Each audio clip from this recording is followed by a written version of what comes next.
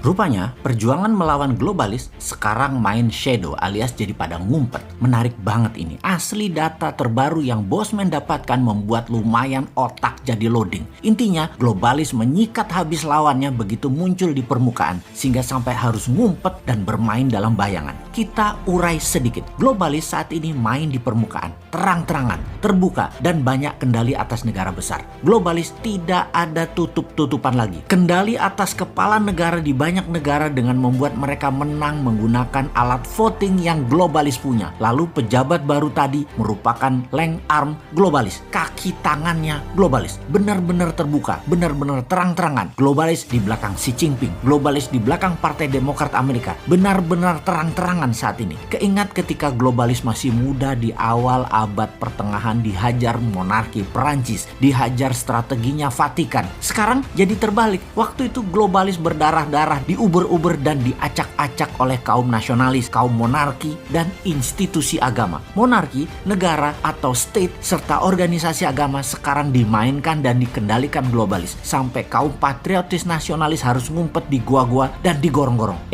Jangan gorong-gorong, beda. Artinya beda. Di gua aja ya. Oke, to make story short, rupanya lawannya globalis membentuk aliansi bernama atau berkode patriotis saat ini. Nah, Bosman jadi kesangkut lagi deh karena mengambil mazhab patriotik nasionalis. Jadi kita dicap anti globalis garis keras yang pada kenyataannya ya memang iya. Maka kita lihat apa yang akan dilakukan oleh kaum patriotis ke depannya. Bagaimana? Ada data analisa intelijen mengatakan untuk globalis mengendalikan dunia, strateginya adalah membawa harga minyak yang saat ini $64 per barel ke arah $100 lagi. Duar, ini strategi perang baru. Ini namanya perang energi. Masih too early atau terlalu cepat si Bosman ini informasinya. Tetapi kebiasaan sebagai orang yang melihat sesuatu dari threat analysis, maka yang jauh sudah dianalisa dan diantisipasi walaupun jauh kemungkinannya terjadi atau kemungkinannya masih lama. Apa yang akan terjadi kalau minyak $100 per barel? Ini akan membuat banyak negara semakin tergantung globalis. Sehubungan dengan itu, komoditi lain ikut naik harganya. Dan kalau Indonesia pinter, di sini Indonesia lah harusnya yang paling diuntungkan. Ini yang sering kaum new mind gregetan atas apa yang negara Indonesia harusnya bisa cantik bermain di geopolitik dunia. Nah, koda kapal harus pandai memainkan layar dan kendali. Harus pandai memainkan rem tangan dan pedal gas. Harus pandai kapan tali layangan diulur atau ditarik. Jadi apa yang kita Indonesia harus lakukan sekarang? Baik, kita ulangi berkali-kali apa yang harus dilakukan jika bernegaranya faham. Negara besar yang punya 1,5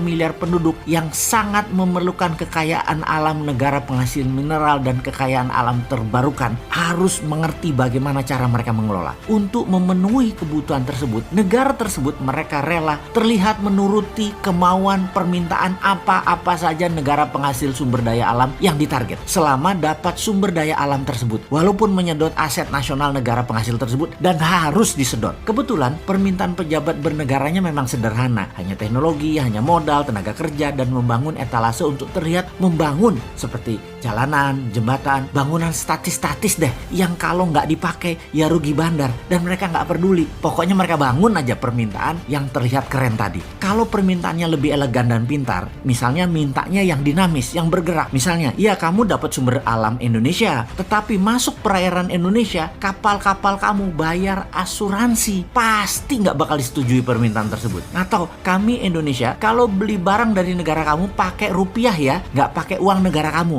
Nah itu baru NKRI garis lurus pejabatnya. Tapi sudahlah, mereka sedang menikmati enaknya jabatan. Nggak apa-apa juga. Si Sontoloyo ini hanya sirik aja, sudah goblok, nggak paham, nggak punya jabatan. Ya minggir aja deh lu. Untuk itu apa sih ide Mardigu Nation dalam situasi begini? Yang harus dilakukan adalah setiap gram hasil tambang mineral jadi solid barangnya menjadi underlying rupiah. Kita harus memiliki bursa komoditi spot price. Rupiah emas, rupiah nikel, rupiah osmium, rupiah palladium, rupiah thorium, rupiah koper, rupiah silver, dan lain sebagainya dengan harga bid offer yang diatur oleh mekanisme pasar produsennya di Indonesia. Tidak mengacu harga internasional. Globalis tidak bisa transaksi di bursa lokal Indonesia kecuali barangnya yang dibeli di bursa Indonesia tersebut untuk pabrik manufaktur yang ada di dalam negeri Indonesia. Gak apa-apa pabrik itu milik globalis selama barang Indonesia tadi dijual di Indonesia memenuhi kebutuhan domestik dan globalis bukan satu-satunya satu-satunya perusahaan manufaktur di Indonesia tentunya untuk itu. Bursa komoditi spot market ini bisa menjadi bursa terbesar di dunia karena bahan baku Indonesia berlimpah. Inilah efek penggentar atau efek tawar komoditi Indonesia yang jadi SWF aslinya, yaitu menggunakan SDA sumber daya alam Indonesia dan